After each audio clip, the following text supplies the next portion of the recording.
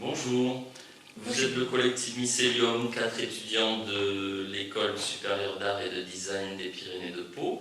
Alors, de gauche à droite, Jeanne Baudin, Gaël Baudrino, Ludovic Papin et Lisa Flora Roussel-Barès. J'aimerais que vous présentiez votre collectif Mycélium, ce que vous faites ensemble, et que vous précisiez ce que vous appelez l'ADN du collectif, à savoir amener l'art dans les lieux de vie pour le rendre accessible à tous. Du coup, on va commencer par parler de la base de comment est arrivé le collectif. Pour nous, ça s'est articulé autour de divers projets qu'on citera juste après. Mais à la base, c'était une envie de travailler ensemble autour de divers projets pour essayer d'évoluer, de s'amener plus loin ensemble, on va dire, et voilà, de partager nos énergies et nos envies de faire. Voilà. Donc on s'est rencontrés à l'école et puis c'est parti d'un projet. Ouais, c'est parti d'un projet que j'ai commencé à faire en première année et qui était donc sous forme de fleurs de plâtre, et donc des choses qui étaient réalisables assez simplement à plusieurs. Et donc un jour, ça nous a pris un peu sur un coup de tête. On s'est dit, venez, on recouvre une grande surface du parc Beaumont avec les fleurs de plâtre, donc. Et ça a été notre première réalisation. Ouais, parce qu'il y avait un contexte qui était l'équinoxe de printemps en fait. Donc l'équinoxe était dans 8 jours de mémoire. Et du coup le projet de fleurs existait sous une forme individuelle de Ludo. Et ça nous a donné envie de faire ensemble une intervention éphémère dans ce parc. Voilà. Vas-y. 2 expos ont suivi. Ouais, c'est ça. Ouais, 2 expos ont suivi. Donc l'intervention, c'est vraiment ce qui a donné l'étincelle et l'envie de se mettre en collectif et de travailler tous les 4. Et donc ensuite, on a cherché des lieux d'exposition pour pouvoir présenter notre travail naissant, on va dire.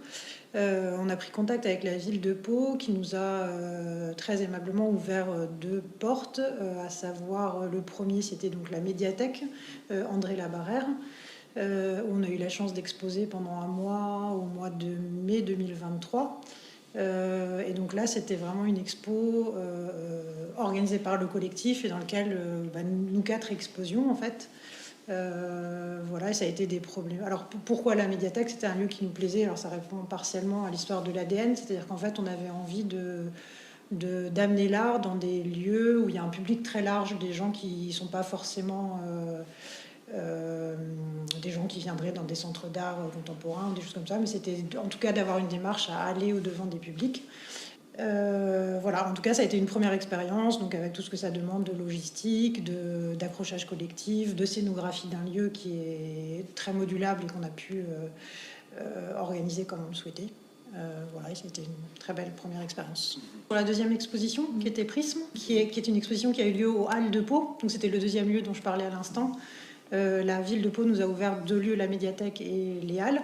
Et donc là, par contre, ça a été une problématique un peu plus compliquée parce que les Halles, c'est un lieu commercial. Un lieu commercial qui est pour le coup pas du tout dédié à l'art de prime abord. Donc là, on a eu des questions, je vous laisse peut-être reprendre la parole. Des questions. Oui, des questions d'espace et des questions de mise en œuvre, on va dire, d'une exposition dans un lieu qui n'est pas du tout adapté. Et donc ça a été des contraintes, mais qui ont finalement été en fait des apprentissages, parce que dans notre démarche, on va forcément se retrouver à exposer dans des lieux qui ne sont pas faits pour ça. Et donc je pense qu'on a beaucoup appris en termes de mise en place dans l'espace et aussi de rapport au public à ce moment-là. Et comme on avait invité 3 personnes de notre école aussi, il y avait encore plus de pratiques qui devaient se croiser. Et donc pareil, c'est monter une exposition avec différentes personnalités, différentes pratiques, différents médiums.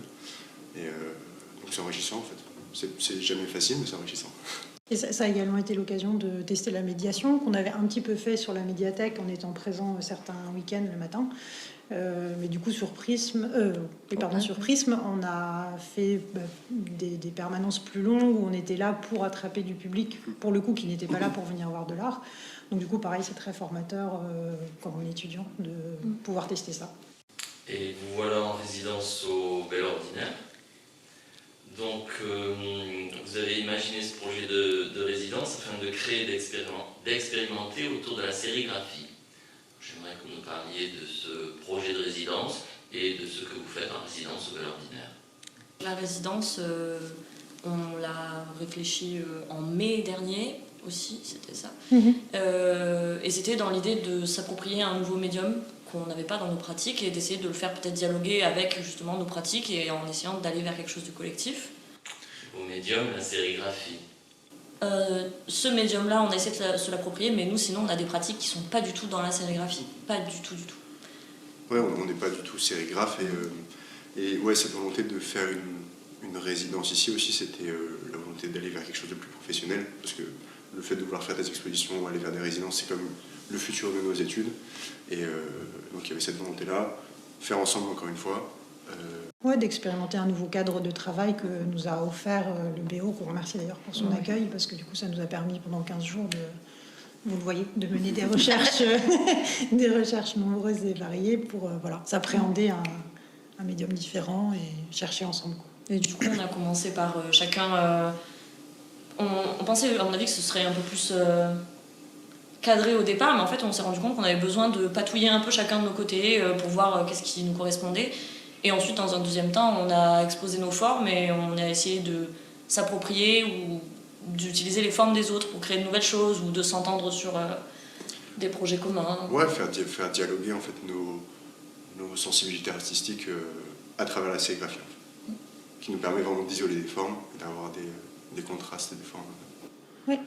Et donc ça, c'était le deuxième aspect de la sérigraphie. Donc le premier, c'était tester et expérimenter cette technique ensemble. Et ce qu'on voulait tester aussi dans le cadre de la résidence, c'était comment on mène un travail collectif pour essayer d'arriver à quelque chose de collectif alors qu'on a des pratiques individuelles très différentes. Donc il n'y a pas de solution miracle. On est en train de découvrir comment ça s'organise. Voilà, mais en tout cas, on est sur une recherche où on se partage des formes, on essaie de réutiliser les essais des uns et d'en faire quelque chose d'autre, de réinterpréter. Donc voilà, tout ça c'est de la découverte et de l'apprentissage pour nous.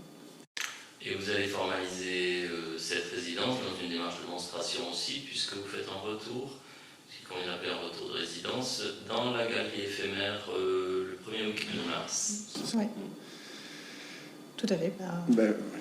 Allez-y.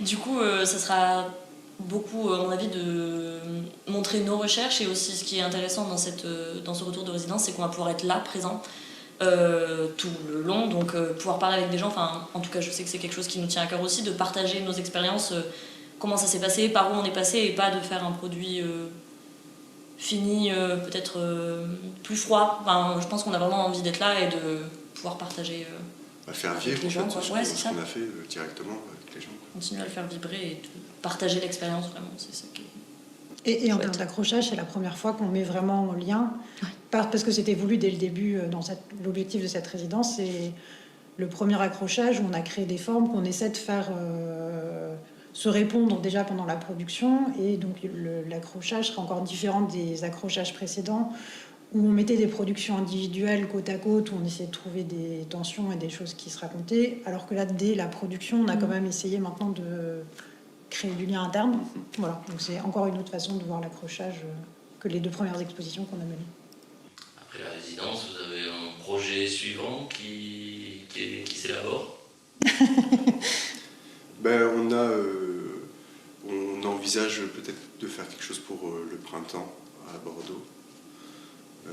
Une autre installation dans éphémère. l'espace public. Le printemps, c'est demain, donc. Oui.